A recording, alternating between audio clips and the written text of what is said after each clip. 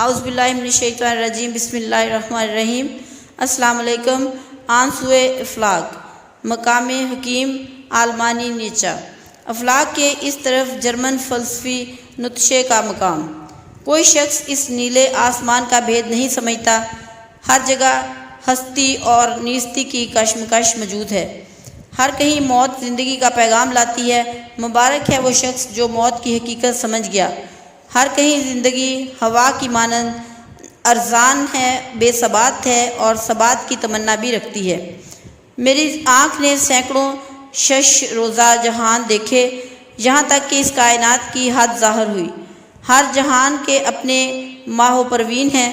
ہر جہان میں زندگی کے مختلف رسم و آئین ہیں۔ ہر جہان کا وقت دریا کی مانند رواں ہے، کہیں سست اور کہیں تیز رفتار۔ ہمارے سال کسی جہان میں مہینے ہیں اور کسی جہان میں لمحے۔ اس جہان کا بیش دوسرے جہان میں کم ہے۔ اس جہان میں ہماری عقل ذو فنون ہے تو دوسرے جہان میں یہی عقل خوار زبون ہے۔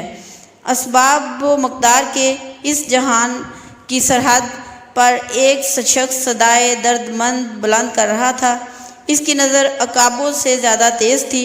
اس کا چہرہ اس کے سوز جگر کی گواہی دے رہا تھا۔ اس کے سوز و درون میں ہر لمحہ اضافہ ہو رہا تھا۔ اس کی زبان پر یہ شعر تھا جسے وہ بار بار پڑھتا تھا: نہ جبریل، نہ جنت، نہ حور، نہ خدا، آدم ہی سب کچھ ہے جو اپنی جان آرزوئے مند سے سلگ رہا ہے۔ میں نے رومی سے پوچھا یہ دیوانہ کون ہے؟ انہوں نے کہا یہ جرمن دانا نتشے ہے۔ اس کا مقام اس دونوں جہانوں کے درمیان ہے۔ اس کی نے میں وہی نغمہ قدیم ہے۔ اس بیدار و رسن حلاج نے وہی پرانی قدیم بات انا الحق نئے انداز میں کہی ہے۔ اس کی زبان بے باک ہے اور فکر عظیم۔ اس کی زبان کی تلوار نے یورپ کی فکر کو مجروح کر دیا۔ اس کے ہم نشین اس کے جذبے کی تہ کو نہ پہنچ سکے۔ انہوں نے بندہ مجذوب کو دیوانہ قرار دیا۔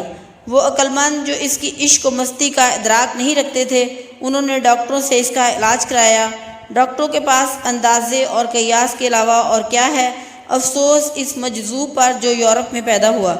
ابن سینا ڈاکٹر نے اس کے دل کا علاج رسمی نسخوں سے کرنا چاہا۔ اس کی فسد کھولی اور اسے خواب آور گولی دی۔ یہ حلاج اپنے شہر کے اندر اجنبی تھا۔ اس نے پادری سے تو جان بچا لی لیکن ڈاکٹر نے اسے مار دیا۔ یورپ کے اندر کوئی مرد راہ دان نہ تھا، اس لیے نتشے کا نغمہ اس کے تار چنگ کے استطاعت سے بڑھ گیا۔ مسافر کو کسی نے راستہ نہ بتایا، اس لیے اس کی واردات میں سینکڑوں خلل پیدا ہو گئے۔ اس کے پاس نقدی تھی مگر کسی نے اسے پرکھا نہیں، کسی کامل نے اسے مرد کار نہ بنایا۔ وہ ایسا عشق تھا جو اپنی آہ میں گم رہا۔ وہ ایک ایسا سالک تھا جو اپنے راستے کی بھول بھلیوں میں کھو گیا۔ اس کی مستی نے ہر شیشہ نظریہ توڑ دیا۔ اس نے اللہ تعالیٰ سے بھی تعلق توڑ لیا اور اپنے آپ سے بھی۔ اس نے چاہا قاہری اور دلبری کے اختلاط کو چشم ظاہری سے دیکھے۔ اس نے چاہا کہ وہ آب و گل سے باہر نکلے، اس کے دل کی کھیتی بار آور ہو۔ اسے مقام کبریا کی تلاش تھی اور یہ مقام عقل و حکمت سے ماورا ہے۔ زندگی خودی کے رموز کی شرح ہے۔ لا اور الہ خودی ہی کے مقامات ہیں۔ وہ لا ہی میں رہ گیا، الہ تک نہ پہنچا، اس لیے مقام ابدا سے نہ آشنا رہا۔ وہ تجلی سے ہمکنار تھا مگر اس کی خبر نہ تھی، جیسے میوہ درخت کی جڑ سے دور رہتا ہے۔ اس نے بے باکانہ نعرہ لگایا کہ آدم کہاں ہے؟ اس کی آنکھ صرف مرد کامل کے نظارے کی متمنی تھی، کاف، ورنہ وہ خاکیوں سے بیزار تھا اور موسیٰ علیہ السلام کی طرح حق تعالیٰ کے دیدار کا طالب تھا۔ کاش وہ حضرت مجدد رحمۃ اللہ علیہ کے زمانے میں ہوتا تاکہ وہ اسے سرور سرمدی تک پہنچا دیتے۔ اس کی عقل نے اسے یہ سمجھایا کہ تو اپنے راستے پر چل، تیرا راستہ ہی بہتر ہے۔